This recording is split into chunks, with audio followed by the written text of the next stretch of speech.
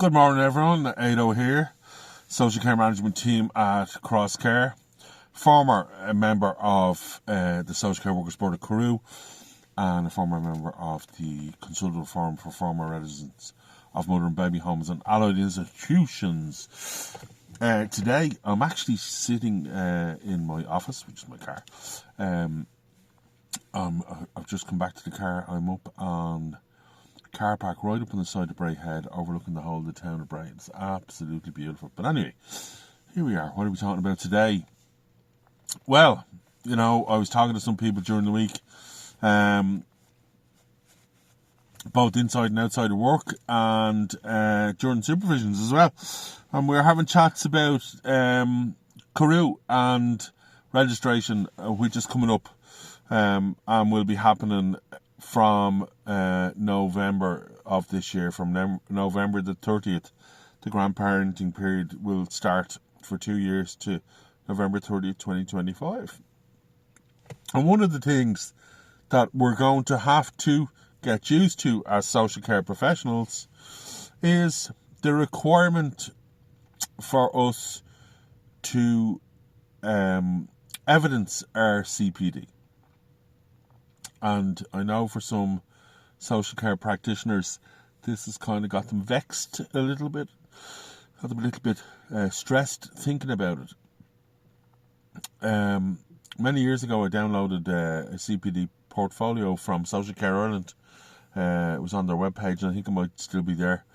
And also in the Standards of Proficiency books that were produced a year and a half, 2 years ago.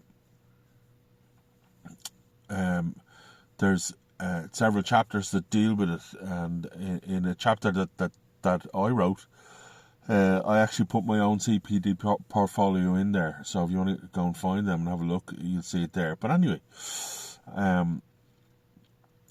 60 CPD hours over 2 years. That's the requirement. And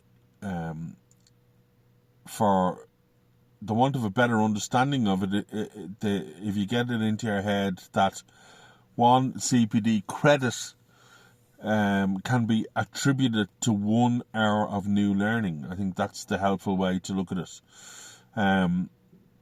So, for example, if you're doing, TCI or MAPA or one of those type of trainings that you repeat and refresh and repeat and refresh, if you're doing two days training every 2 years, let's say 14 hours training every 2 years, there's not a whole lot of new learning in that. So, you might only award yourself 2 or 3 credits, or maybe 4 credits for those 2 days. But if you're doing something in supervision, and you spend a couple of hours in supervision and you're discussing something entirely new to yourself, well, then you might give yourself 1 credit for that. Or any other training that you do. Or if you're journaling or writing, or if you're presenting a blog, or if you're, a vlog, or, if you're doing anything new, you might be able to give yourself 1 credit for that. If you're doing a weekly team meeting that's going on for 2 or 3 hours, and there's some new learning within there, you might get 1 credit for those 2 or 3 hours. So that's kind of what you have to start looking at.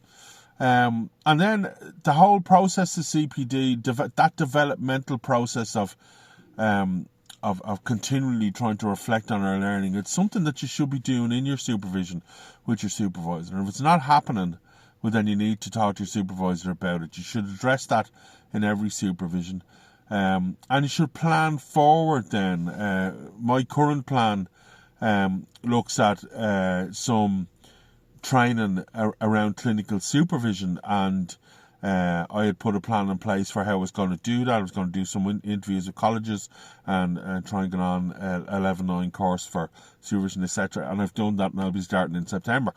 So when that's finished, then I'll write up my CPD log based on that. But that's what you need to do. There's on HSE land, if you have access to it, there's a couple of really good trainings on personal development planning. But we really need to start thinking about it as social care practitioners. How am I going to achieve my 60 credits for 2 years, and how am I going to evidence that achievement? And if you start working on it now, it'll make it much easier for you when the time comes. Because when the time comes, CORU can just ask. Once you're registered with CORU, they can then just ask for you to evidence that and to send your CPD file into them. And it's too late when they ask to be trying to gather up your 60 CPD credits. So have a think about it now over the next while and get working on what your CPD portfolio is going to look like. Cheers. Talk soon.